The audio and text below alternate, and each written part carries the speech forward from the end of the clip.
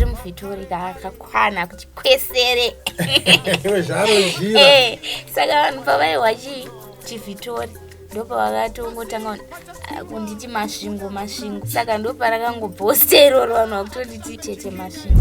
Tomuzvachinzi izvo mwanasikana kuti abudirire zvive zvakanaka anotonzwa nokukundwa kuti azi mabhosida mapromota azatikumbira bota remwana zvinofamba sei muindastry zvirimo? Variko vanhu daro variko because kuti zvitaurike pane vanenge vakatomboitirwa izvozvo. Advice yandoda kupa kumwanasikana ndeyekuti haikona kungofunga kuti iwo kuti uluke ufanira kunge warara nemunhu kana kuita sei. Chinyakare ari makare kare huku dzichacharire mberi.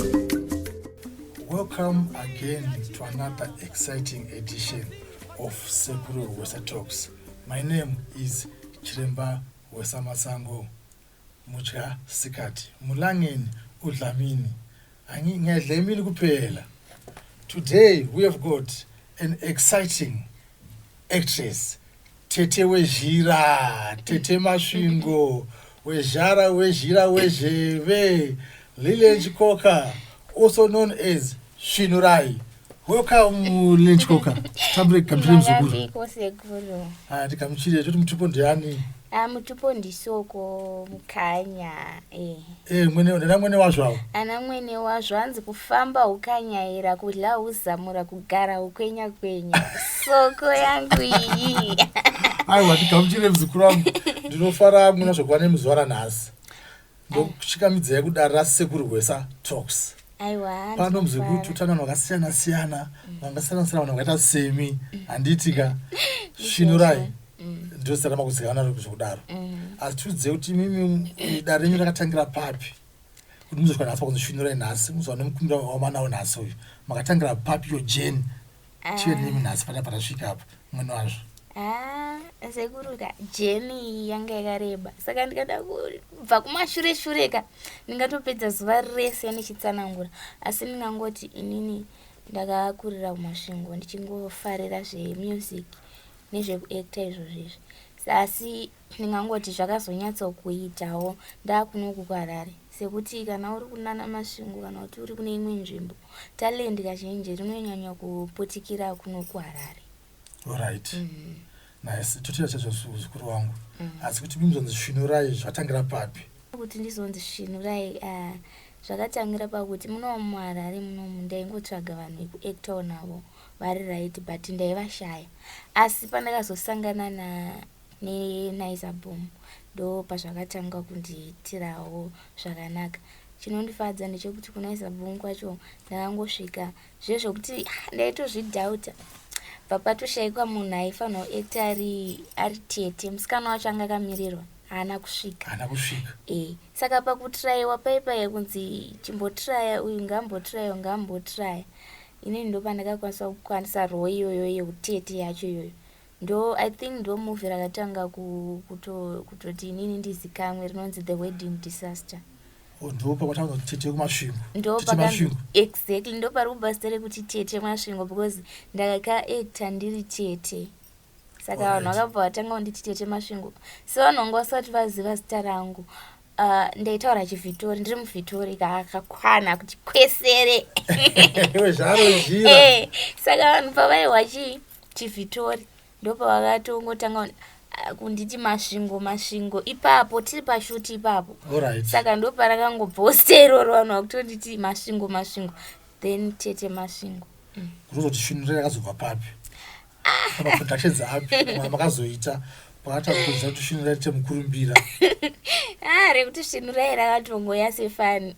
Director wedu Nice Boom taitobva kushuti tichitoda kutoenda kumba. Saka pane patakasvika taitova mumota mamuneni Dimba Nice anchazokuti mwangari mondiani. Chikanzi iwe unozoti wakafitwa nekunzi Shinurai here. Ndo zita rakatokufita like aingotaura semajokes achiti aitaura mazita akasiyana-siyana. achitraya kumaisa pandiri like zvaingova zvemajokes ndizvozvo ndobva atongoti iwe wakatofitwa neunzi svinurai. Saka vanhu vaitove moto vakatoti habho ndizvozvo. Saka ndopakabva zita rekuti svinurai. Akanditumidza zita iri ndinaiza bomu. Titori mumota akangoti iwe wakafitwa nekunzi svinurai. Saka imi ndave maproduction mamwe esa makazoita kubva patete masvingo ndopa mati zvekutanga mamwe projects amakazoita futi ndapi mamwe maprojects amakazoita. Takaita akawanda. Takaita The Blue Egg, The Minister's Daughter, The Wicked Daughter-in-Law. Akawandisa sekuru. Vozoti rimwe riri kubuda izvezvi rinonzi The Three Witches riri kuonekwa iro. Saka imimi pamaproductions amakaita ndapa mukati production yakati iyoyo chero neni chero papi nepamuri munonzwa manyukunyuku kuti apa makaita udobi hwenyu. Inini vanhu vandinosangana navo vanonditi inonzi The Blue Eggs pandaizvidira mavhu ndakazvidira mavhu ndichichemera murume. Saka vanhu vaitwe zvononge zvinhu chaizvo zvaitoitika like zviri real zvisiri acting. Saka ndo vanhu vanongoti pepa wakatinakidza chichichi. Vanhu vanongofarira zvinhu zviri fani moziva. Inini andinofarira hangu ndeye amunonge muchiramba mai venyu. The Minister's Daughter. Iyoyo yakandinakidza chaizvo nekuti zvinoitika kuna mwana wasikana vanokwanisa kuramba kana amaasociate nedzidza ravo kana nevanhu vavo vachiti muzotisvibisa. Exactly, ndo zvinotoitika izvo. Handiti iyo yandifadza chaizvo.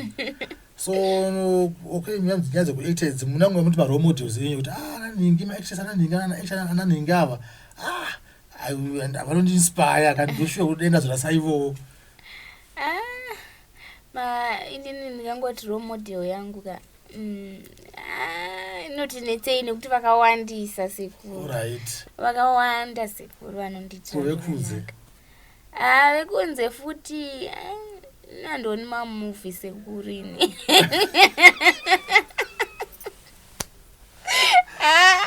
Ndinovata mufunge kana ndikangoti paTV kudai ndinovata hangu. Mamuvi handitozivi kuti vanonza nani. Ndichingoziva ndaona kuti uyu munhu uyu ari kundinakidza chete. Handitika aiwa tochina chaizvo svinurai nhasi uri pano nhasi. Apart from kuita zvekuacta izvi mune zvimwe zvamunoita futi zvekuacting? Ndinoimba, ndinotengesa mabeauty products. Vakadzi vanoda kuglowa skin dzakanaka-nakawo. Zvakasiyana-siyana zvinofarirwa nevakadzi ndozvitengesa. Handiti?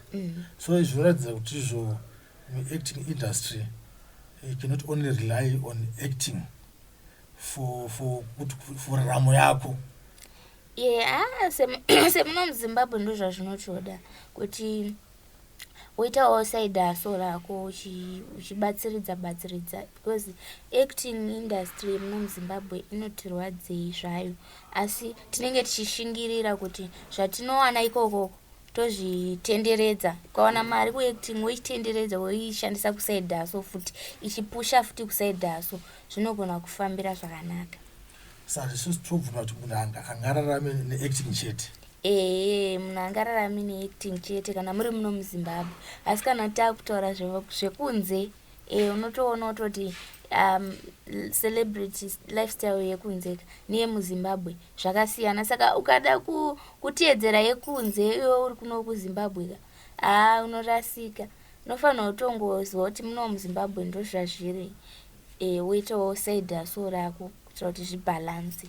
Saka mimi ndave mamachallenges amusangana nawo muacting industry sema-actresses. Ndizvizvo zvamaproblems nemachallenges amusangana nawo mubasa renyu. Tozokura titapatifa ndisvinira kuda paTV asi behind the scenes or whatever in your life is in industry ndizvo zvamusangana nazvo amati ndo machallenges amusangana nawo. Machallenges atinosangana nawo isusu ndeyekuti vanhu handiti vakatomboti vanhu vari kuona zviri kubuda paTV zvazvo vamva vafunga kuti ndo zvitori real. Zvafanana nekuti ukaacta uri mudzimai kana kuti wadhimba kana kuti uri mudzimai wasolo, vanhu vanondofunga zoti murume wako in real life. Maona poita vamwe kuti vanenge vaudzwa false information kunzoko vakatokuona vanenge vakatotsamwa chaizvo zvokuti unogona kana kuti charohwa chaiko iwo wakazodai sei wakazodai. Poita vamwe vanospreada news yekunyepa zvakafanana nemunhu anogona kungotora picture rangu obva anyora kuti Svinurai yati zvakati. Alright, again ndikupe example. Pane umwe kamwe kamfana kanonzi Kashiri Kora so. Kakatora picture rangu nera director ndobva kabatanidza ndobva kati Svinurai ndobva kati anzi ndakararwa na director kuti ndizoita acting. Saka ndichifamba mumastreets nyaya yange yatozara mona. Yes, saka ndo zvamunoita basa kwenyu kokoko. Ndezvechipfambi zvega. Saka alright kutoti usvike apa wakato saka unenge uchifana kuva explainera kuti mozoti chi munhu vanhu vanongonyora zvavanoda even zvezvekunyepa of which mafans manje vamwe vacho vanotora zvinhu personal vanotofunga kuti ndizvo chaizvo zvawatoita. Asi munyaya dzakaita kare tomunga zvinzi izvo mwanasikana mumazhinji muacting industry or music industry kuti abudirire shoma zvakanaka anotonzwa nokukumbirwa.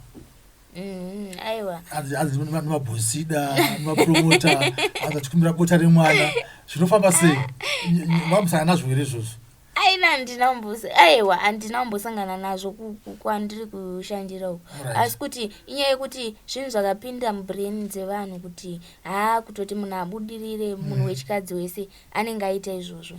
But inini handina kumbosangana naizvozvo kwandiri. Asi muindustry zvirimo variko vanodaro. Variko because kutoti zvitaurike pane vanenge vakatomboitirwa izvozvo. Zviriko asi nini kwandiri no. Aiwa totenda tina mwene wazvo muzora nhasi Svinurai mudara sekuru wesamasango painonguva tichambozorora tudzoka zvakare nemuchirongwa chedu naTete Masvingo zvara wezvivi. Aiwa totenda muzukuru wangu Shu. Right, it's the Comic Pastor once again, and I'm chilling with Neo Batakati. What does Batakati mean? I don't even know how she got that name, but you know how there's some people we've got a name that suits the surname, Neo Batakati, and she's one of the best PR persons in Zimbabwe. For those of you that are looking for a PR person, varikuti tiutsvaga munhu anotinyorerawo kana paporongeka pavhiringika kana pakanaka futi kana tiri kucelebrate kana tifara toda munhu anongotinyorera. Vanhu vari kuita zvebrand mukaona Comic Pastor brand risingawi kudai tinavo vanotinyorera tinavo vanoti tinyorai musanyore nyorai mangwana nyorai kuswera mangwana ndivo ava. Saka ndotaura kuti she's there, she's got a consultancy. Vari kuda kungonzwa kuti isusu brand redu riri kudonha pakati vanhu vanotituka munotaura naye todhila nevanhu vanotituka. Neo Batakati number dziri pascreen idzodzi.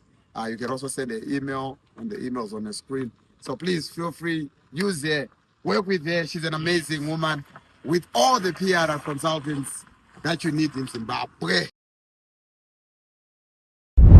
Welcome to the second segment of your favorite and #1 talk show in the land, Sekuru Water Talks. Today we host Niza Boom actress Lile Chikoka, also known as Tete Masvingo, also known as Svinurai. Mwene wazvo tigamuchire mudare repiri. Repiri handeimberi. Mimi actress ari muindustry iyi pane here zvamungati nogara kwapeta muindustry dai hurumende uri corporate world yedu yatiitira kusumudzira basa redu reacting reindustry yenyu? Ini nangu tofunga kuti dei kuri kuti tinokwanisawo kupiwa maloni kumabhengi uko. Alright. Ukapiwa loan unokwanisa kuita something nemari yoyoyo kuti upenyu huenderere mberi zvakanaka. But manje kunenge kuchidiwa mapayslip. Isusu tiri maactress. Payslip ndoiwana kupi ndiri actress. Maona. Saka panenge pakatiome ipapo. Tichitodawo maloni kuti ukapiwa loni yako yemari yakati wandei unokwanisa kuita something chihombe chaunotoona kuti chinobatika. Unokwanisa kuinvesta mari yoyo mubusiness rako rokura.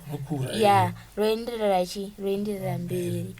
Also tomboto panyaya dzekupiwawo magrants apa kuti gore rapera topiwawo kana mari konzi iyi mari ndeyekuti basa renyu rienderere mberi. Ndineza bvumbi. Yes, Production awe gore rinouya. Exactly. Magrants amutaura nezvawo. Ndo magrants andikutaura nezvawo iwayo. Ndo chinenge chingoriwo chishowo chekuti dei zvikadaro. Alright. Like yamataura yekuti matisi like bank loans. Yes, my loans. So like you are saying maybe ministry should guarantee you. Yes. Bank kuti uyu ndisvinurai uyu. Exactly. Mupe loan yakati. Exactly. Nokuti mimi izvo hapana kupa payslip. Exactly. Ndimeshora makana mari zhinji inobva kupi? Like neza bhumari mari maproduction inobva kupi? Ndisikati chiti viewai kuYouTube itai so kuYouTube ikoko kundokwatika. Kuti ma-viewers akawanda. Yes, moviewawo mulike mucommentawo muchiwedzera kufollowa. Anditi ndinoona zvakare mimi apart from Nice Boom movies munoitwa maskits enyamunoita. Nendewo zvepaTikTok techinakirwa zvedu paTikTok kumbo nyausa nyama kana usiri kushutiwo uchimbotamba paTikTok yoko uchiwadzana nemafans. Anditi asi nditoona vanhu hope vachizvifarira zvichiendera mberi.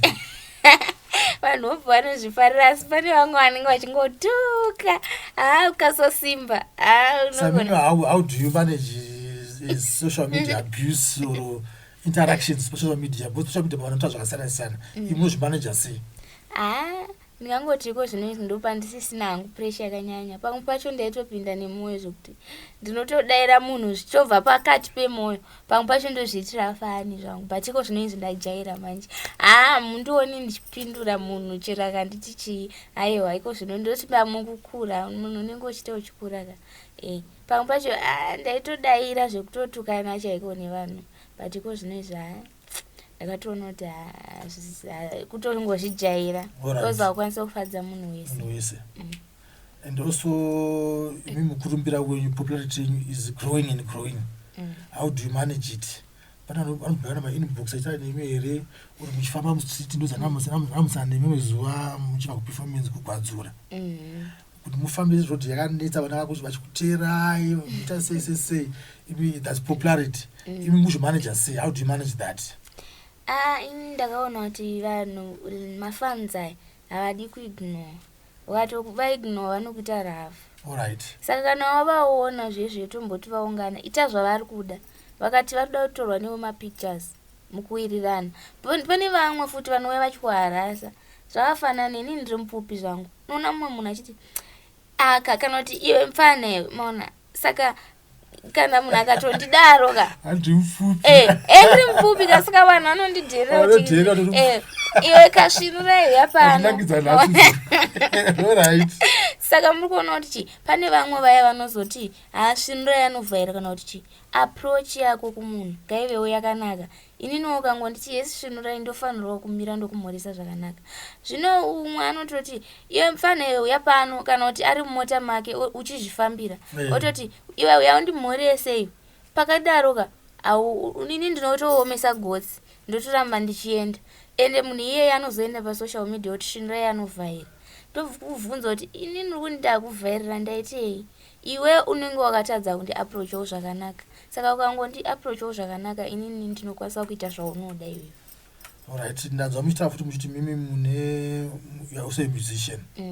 Chimbotudzaiwo your musical life kuti yakamira sei? Alright, inini ndiri musician ende ndoshanda neband rinonzi Symptotems. Tinoimba dzembira idzidzi. Munozviziva imi sekuru? Aiwa tumudarika. Ndozviziva ko vazukuru vada kuziva kuti rinonzi Symptotems. Band rini ndinoimba mitupo yese yeZimbabwe. Kana wewe uchiyera moyo uchiyera tinokwanisa kukudetembera mutupo wako. Saka ndingangoti pane vamwe vanhu vasingazvizive vanenge vachida kuti dedza kumafunction avo kungava kumabira chaiko tinokwanisa kuya tokuimbirai muchitibhadharawo. Ndizvozvo ndo nyaya yekumusic kuti zvinofamba sei toimba mbira music. Asi ndikuziva kuti iwo nemaproductions ako akuita kwazvimira wega. Akamira sei maproductions acho? Okay, inini ndinoshanda naSimple Solid Records. Anoproducer mabhiti edanzo chichi. Saka ndinotoimba futi danzo iyoyo because vanhu avasi vese vanofarira mbira music. Saka izvezvi zvimustudio tiri kutogadzira masong angu like maculture songs mbira iwaya naSolid. Saka ndiri kuitira kuti ndibalance masides ese vanofarira danzo vanofarirawo zveculture tiri kuvagadzirira masong avo then tobva tavaitira mavideo avo naSimple Solid. Saka jeni yenyu yemusic muchiona imimi muri kuona kufamba zvakanaka here, iri kusumukira here kana muchimba kunge panzvimbo 1 muiona sejeni yenyu yamukufamba since it will be competing netime yenyu muri kuacting? Nguva yenyu zhinji iri kuandira kumusic here kana kuacting? Nguva yangu zhinji iri kuandira kuacting. Why? Nekuti vanhu vazhinji vakutoziva kuti ndinoimba through acting. Vachiona mavideo yangu andinoposta paTikTok pangava paFacebook music yangu vamwe vanoratidza kuzvifariramo havazvifariri zvanambotaura zvivati vanofadza munhu wese.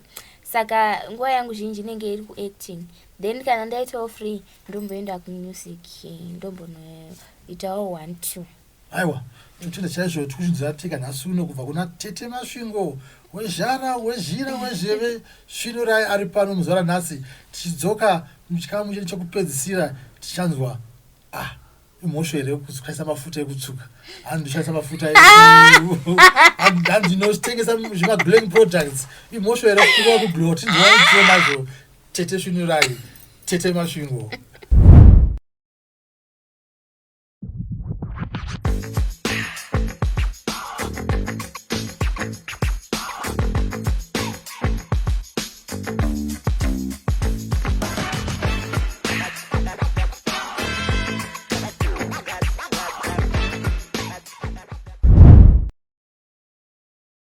Welcome to our third and final segment on Sekuru Gota Talks.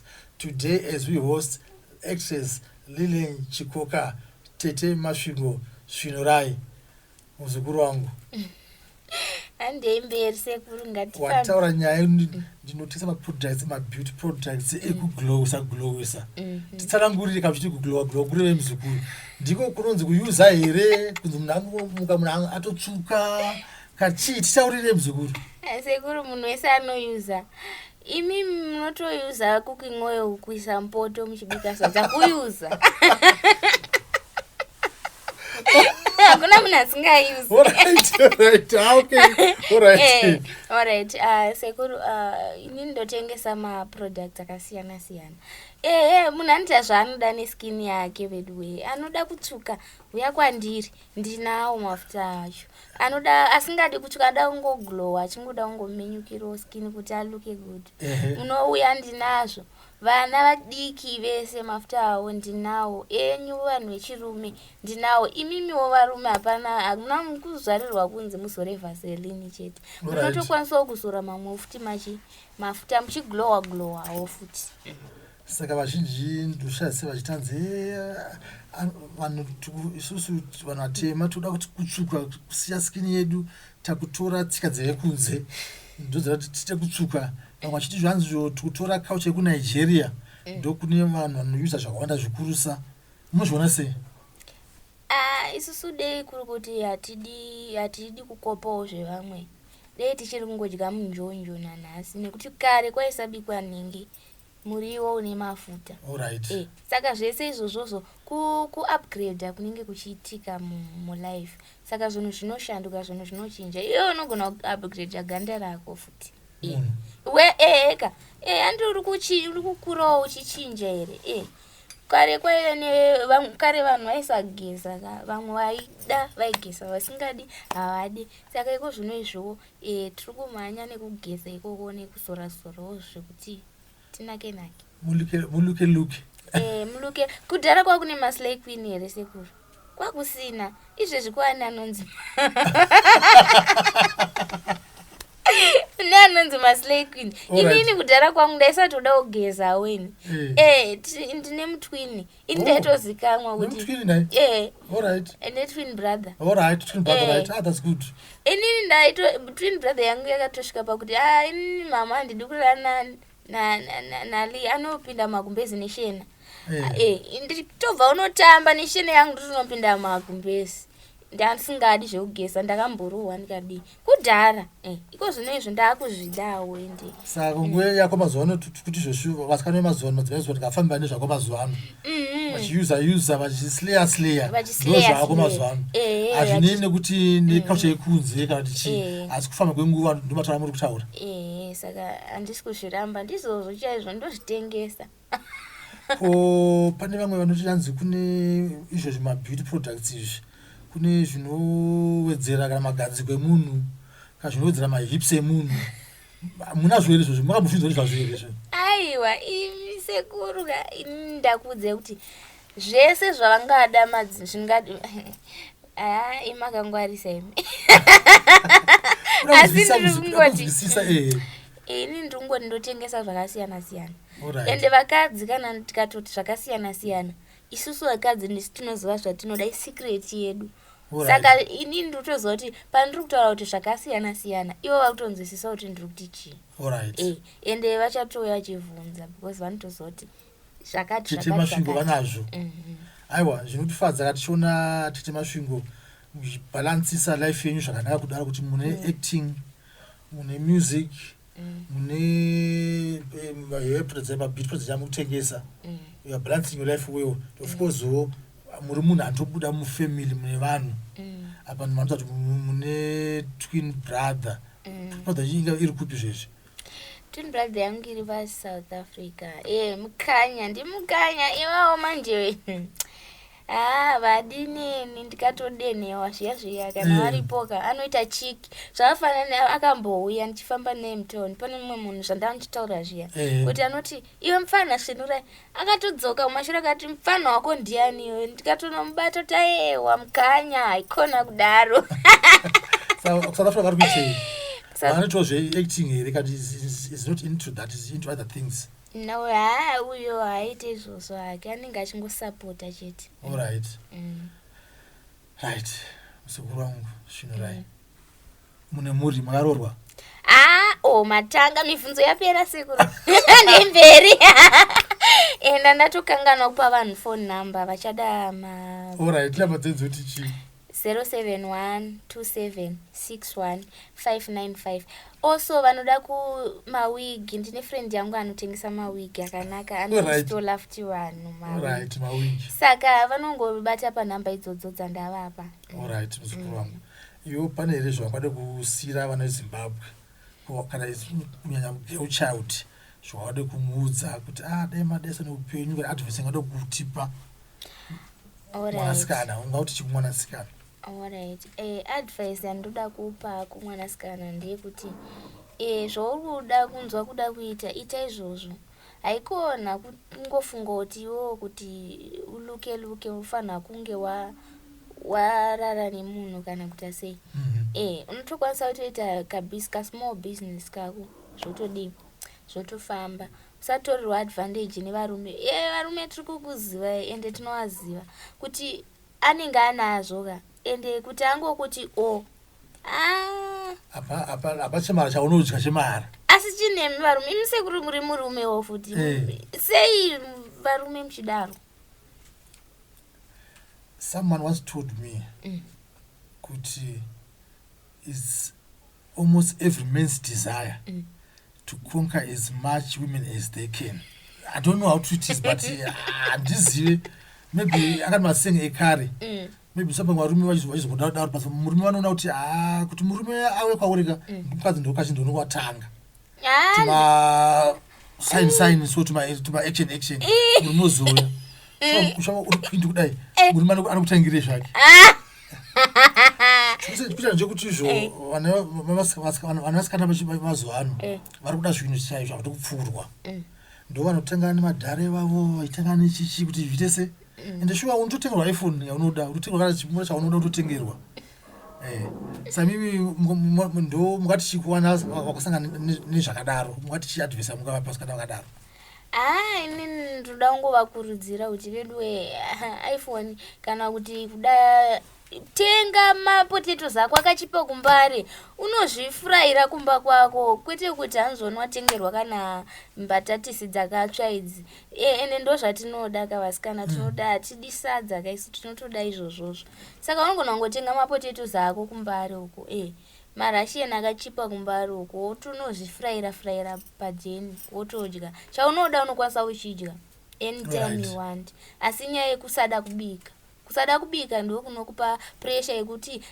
ndaendeswa kuexpensive restaurant kana kuti zvinombodiwawo ende unokwanisa kuzviendesa wega usatembe vachiruma vanhu vechiruma maiwe nangu handidi kana kuvaona muzukuru vamusadaro handidi usarase mubereko nekufirwa kana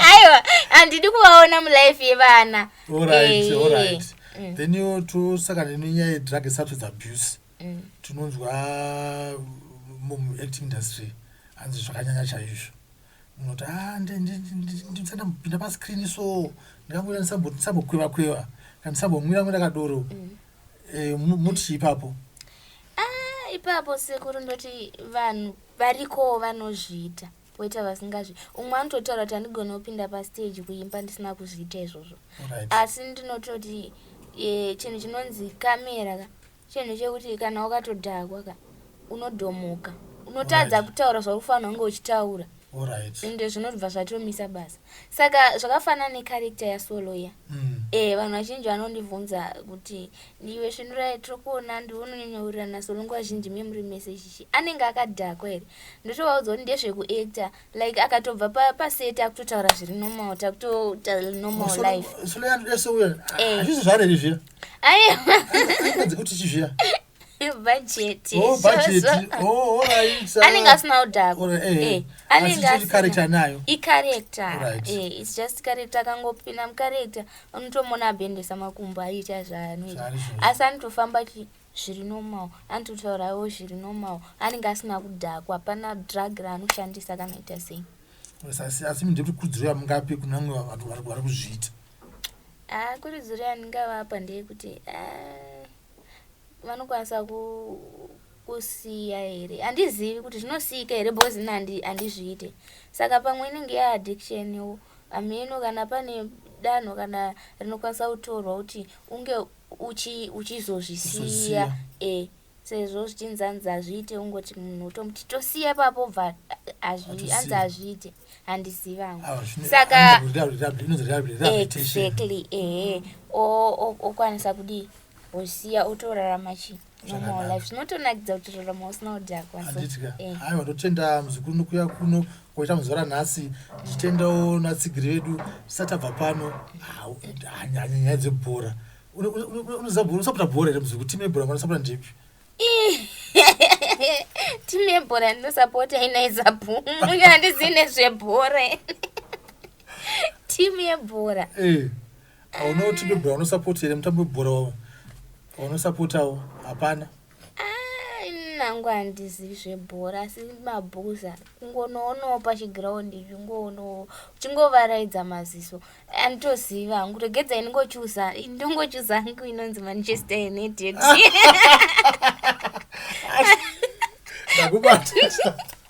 Thank you once again Zimbabwe for tuning in, for viewing your favorite talk show, Sekuru Wesa Talks. I would like to thank our guests for today, actress Lilian Chikoka, Tete Masvingo, Shinurayi, Wezhira, Wezhara, Wezhere, Mwene wazvo. Until next time, my name is Chiremba Wesa Masango, your host. Thank you once again, Mzukuru Mwene wazvo. Yeah, thanks for having me. Sure, please, thank you so much.